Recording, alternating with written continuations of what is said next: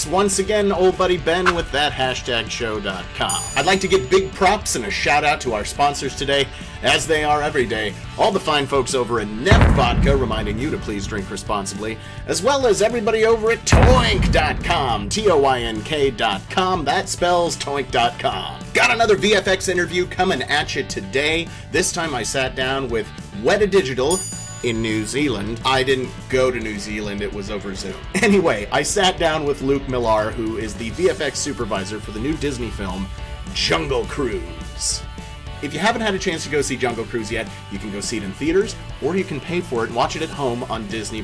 And it really is worth it, no matter which direction you go. It's a lot of fun. It's kind of like The Mummy meets Pirates of the Caribbean with a little bit of Anaconda sprinkled in. There are a plethora of visual effects shots in this movie, and I sat down to the man with the plan, VFX supervisor, Luke Millar. Take a look. Before we talk about Proxima or the water effects and that sort of thing, how many people are on your team, and how long did you spend working on this movie? Quite a while. I mean, it's funny because we finished it a while ago, and then COVID happened, and they decided to sit on it for a while and not release it straight away. It got pushed about a year. And so I guess I started working on it around 2018, maybe. It started mid 2018, yeah, or even towards the beginning of that year.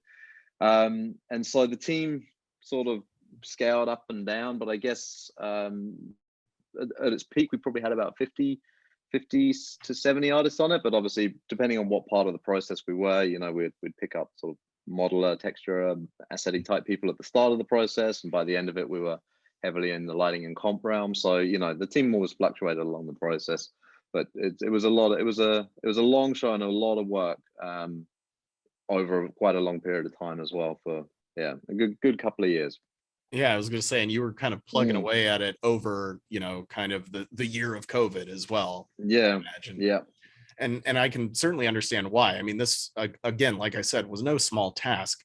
The water effects, I'm going to talk about that in a second. Let's talk about Proxima the Jaguar. Okay. This was such a fun character in the film. Yeah. And for anybody who's owned a cat or even just a pet, you know that animals have a personality, and I was happy to see that they weren't really using a lot of live action stunt animals or anything in this. A lot of it was CG, and that's great because we would then get into debates about animal abuse and treatment and that sort of thing. So yeah, it really works, and it also gives people jobs to to CG animate these animals. Talk about the development of Proxima. Did you I assume you didn't have a Jaguar walking around the office that you could just kind of take notes as she walked by or something. So I guess it started off, the production team had put together some artwork, and they had, so they did some paint overs, and the paint overs got made into a stuffy head that ended up going on set for lighting reference and whatnot. So then we got a digital scan of that head, and that was sort of the starting point. But we started off using the stuffy head, but quite quickly we realized that along the way, it's kind of like that kid's game telephone, where you start off with one thing, and each person that touches it, it changes slightly. We found out that it didn't really look much like a Jaguar head. It had a cool smiley pose, but when you actually sort of looked at the nitty gritty and compared it to real Jaguars, it didn't actually look like a Jaguar at all. So we ended up sort of backtracking, going all the way back to their original artwork, which was a paint over of a photograph, finding that original photograph that they had sourced, and then tracking down that Jaguar, which ended up being in San Diego Zoo. Oh wow! Unfortunately, we weren't able to go out and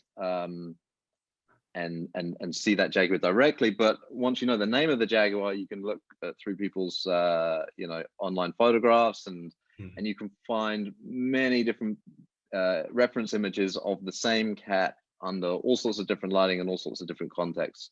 But it gives you great reference. And one thing, initially when we started our sort of reference search, we just cast the net wide, but they're actually quite unique looking Jaguars. It's not, when you sort of take a cursory glance, you're like, oh yeah, black spots, orange fur and whatnot. But it's when you start looking at the details within the face, within the between the sexes as well, like they actually are very unique. So then that became our build. Like we decided to build the original Jaguar as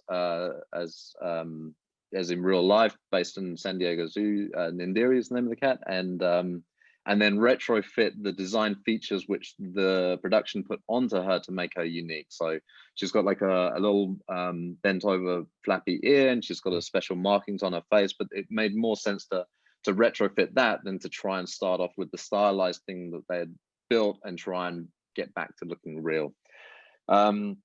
So that was sort of the way she looked, and obviously, you know, plugging away with all of our, you know, fur technology, our shading technology, render technology, and then getting into the motion side of her is the other part of it. I mean, you know, when you have a character like Proxima, it's a question of, well, how much of a character is she? How much does she behave like a regular cat? How much does she behave like a dog? Because she's sort of, her relationship with Dwayne is more like a man's best friend type relationship. So, you know, it becomes quite a complex thing, and not make her feel to make her feel like she has a personality, but not make her feel too caricatured or cartoony as well. So there was a real balance between all of those things. One thing we found a lot about her performance is it could be quite subtle, and a lot of her personality comes on through how the actors react to her.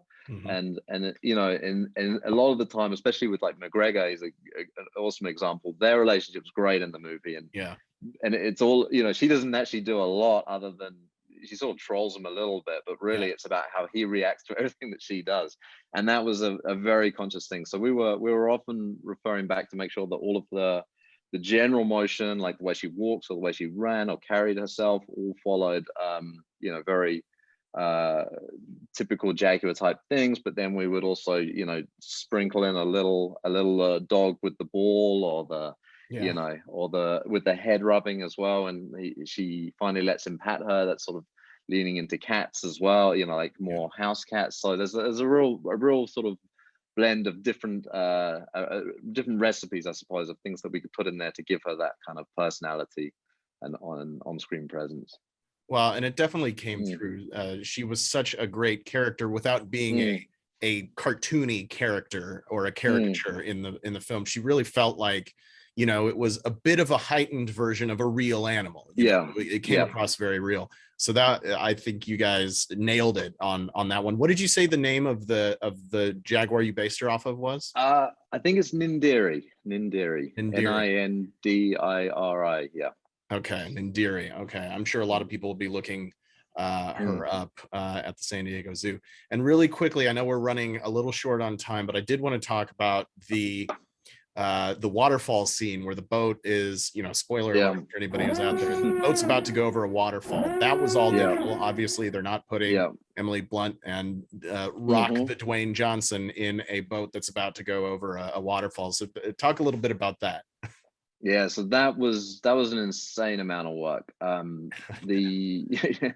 So when it first started, that sequence was a lot shorter, and then it gradually grew and grew to being a much bigger thing. The thing with that is just the simulation side of it. Is the thing was the amount of water, you know, that we had to do. And the thing about the water is it starts off in one place and ends up going over the edge of the waterfall.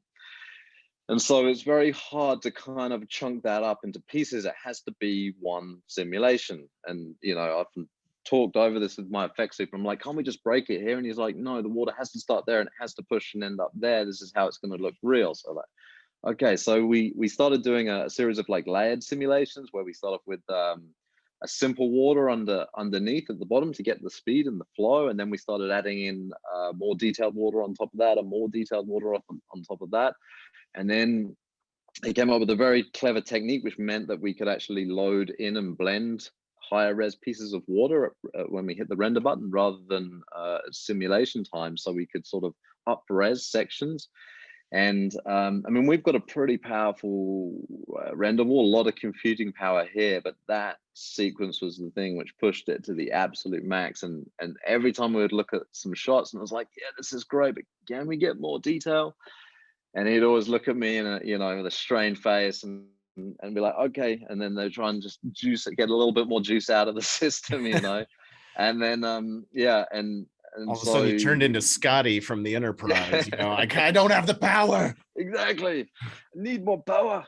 And but it was great, and they really rose to the challenge. And then once we started layering on the mist and the spray and the foam and everything on top, it just added more and more to that level of realism. And the thing I'm super proud of that sequence is water's the worst thing in the world to scale. You know, you look at those old Superman movies and even some of the old Lord of the Rings stuff, and where it was done practically and at a miniature on a miniature and then scaled up, and you can just tell, you can always tell that it's not at the true scale.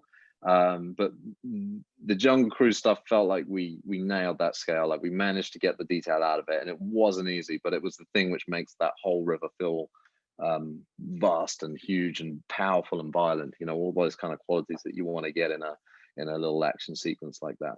Well, it was certainly an intense action sequence and really thrilling. It was a lot of fun, and I'm watching it. No, I'm aware I'm watching, you know, CG visual effects, right? But it, you know, like I can't tell, like because it's like it obviously has to be, because like I said, they didn't plop them down in the middle of a river in the Amazon.